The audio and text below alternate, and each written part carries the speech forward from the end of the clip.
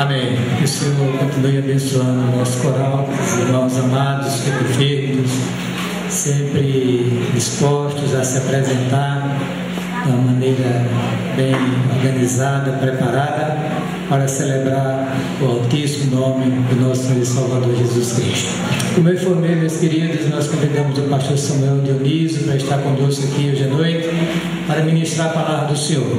Samuel, ele é pastor da Catedral Congregacional em Campina Grande, vice-presidente da Aliança, nossa denominação, e uma das figuras, um dos marcos, das colunas da Aliança, foi presidente diversas vezes.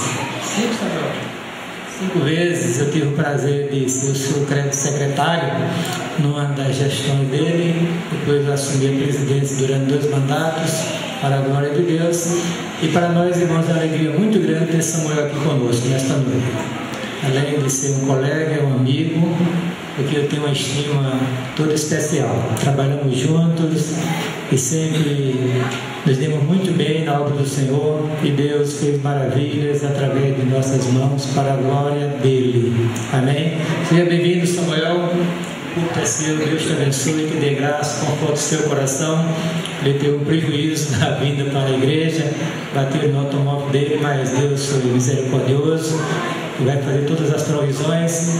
E nesta noite Deus vai falar ao seu coração, meu querido. Abra o seu coração, deixe Deus falar, porque Deus está falando, e quando Deus fala, a gente cala para ouvir a voz do Senhor nosso Deus. Amém. Meus irmãos, a paz do Senhor seja sobre todos.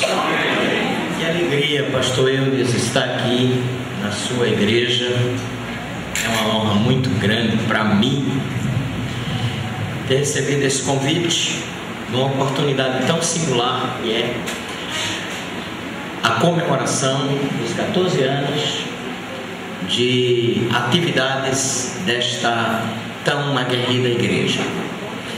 Eu diria que a Deus, portanto, sejam dadas toda a honra, toda a glória, todo o louvor e toda a adoração. Meu desejo é que tantos e tantos outros anos, se o Senhor não voltar logo, sejam comemorados triunfalmente, de forma bem garbosa, bem espiritual, neste clima tão bom, com temas tão sugestivos. E eu fiquei encantado com o tema que o reverendo trouxe como elemento gestor para estes dias tão saborosos, tão preciosos na presença de Deus.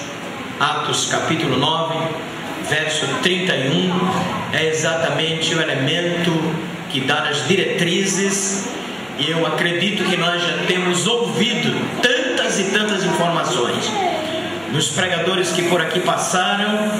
Hoje eu me sinto numa dificuldade muito grande, depois da igreja ter ouvido tantos oradores ilustres, e eu chego aqui simplesmente para encerrar.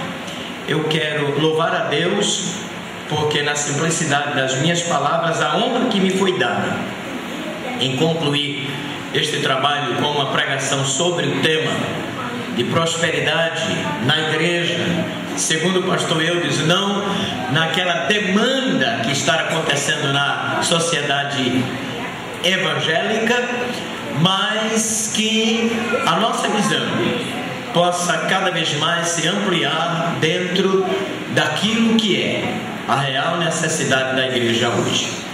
Fique de pé um pouquinho para descansar essas cadeiras e citem comigo o verso de número 31 do capítulo 9 dos Atos dos Apóstolos.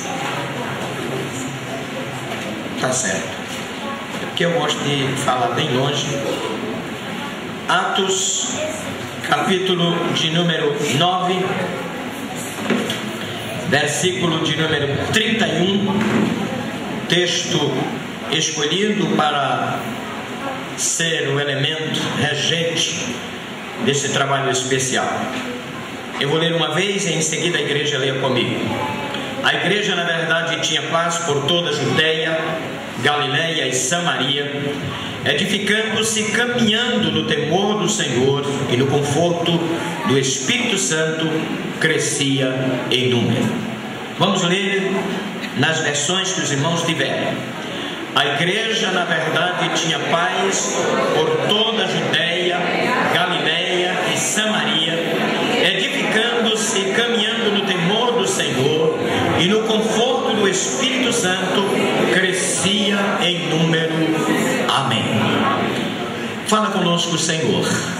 Estamos aqui não simplesmente para ouvir e participar de um culto, para termos uma palavra ou uma mensagem, mas para termos, ó Senhor, as trombetas da Tua glória ecoando nas nossas vidas, no nosso coração, de forma singular, a sentirmos e enxergarmos determinados efeitos tão claros que o Senhor certamente nos dará doravante.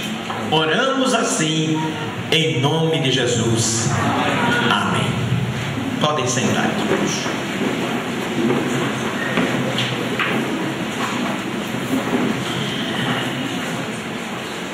Cafarnaum é o palco, meus irmãos, na formação magistral, histórica de Jesus lá no mar da Galileia, para iniciar uma história que hoje vivemos. Lá ele convida Simão, por sobrenome Pedro, André, Tiago e João, seu irmão. Estes são os primeiros convocados, diz o evangelista Mateus. Marcos diz que depois Jesus teria chamado André, Filipe, Bartolomeu, Mateus, Tomé, Tadeu, Simão e Judas Iscariotes, o que haveria de o trair, e estes seguiram-no sem hesitação. Não houve absolutamente uma pergunta sequer: por que me chamas? O que tens a nos oferecer? Qual seria de fato o nosso caminho, a nossa recompensa? Quais seriam de fato as nossas diretrizes dentro exatamente de um convite simples que não diz absolutamente todas as diretrizes a serem administradas? Meus irmãos, acredito que o Espírito de Deus, que envolvia e que vivia, sem dúvida, no ministério de Jesus Cristo, ainda não determinadamente começado, convence sem argumentações quaisquer aqueles homens a seguirem-no. E o que me encanta nisto é que seguir Jesus sem absolutamente ver nada do que ele poderia fazer seria para muitos uma incógnita ou falta de juízo para aqueles homens que não fazem pergunta.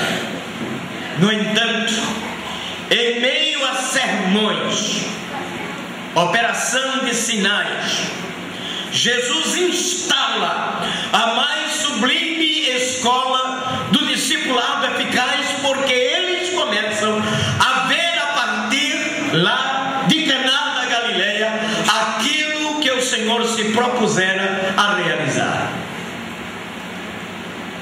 O mestre recruta estes homens para lhes oferecer, em primeiro lugar, a lição da humildade, dizendo-lhes que o discípulo não é maior do que o mestre. Eles poderiam recuar a partir daí, certamente já colocando um legado, leis em que eles não poderiam absolutamente ultrapassar. Em seguida, Jesus lhes dá a lição que a manifestação da sua glória está exatamente aí. Diz Mateus, no capítulo 10 e no versículo de número 24. Mas ainda no capítulo de número 14, verso 19, ele faz esta referência e os discípulos ouvem-na e aprendem de forma extraordinária. Mas ainda ele lhes diz que a grande lição da superação seria necessária, dizendo que o discípulo terá suas convicções provadas, segundo o capítulo 16 e verso 13. Ninguém, absolutamente ninguém que vive na companhia de Jesus tem a sua convicção sem, na verdade, passar pela provação. O fato, meus queridos irmãos, que é fácil dizer vem e o indivíduo seguir, mas não é fácil ao seguidor, de fato, ficar apenas com a palavra vem. Ele terá exatamente doravante a sua missão provada, a sua fé, o seu desafio provado diante das circunstâncias que acabaram de serem oferecidas para a sua vida.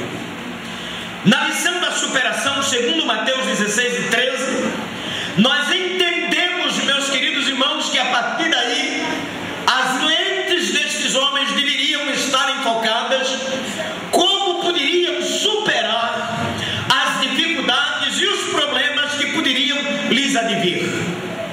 A verdade é que Jesus está apenas os equipando.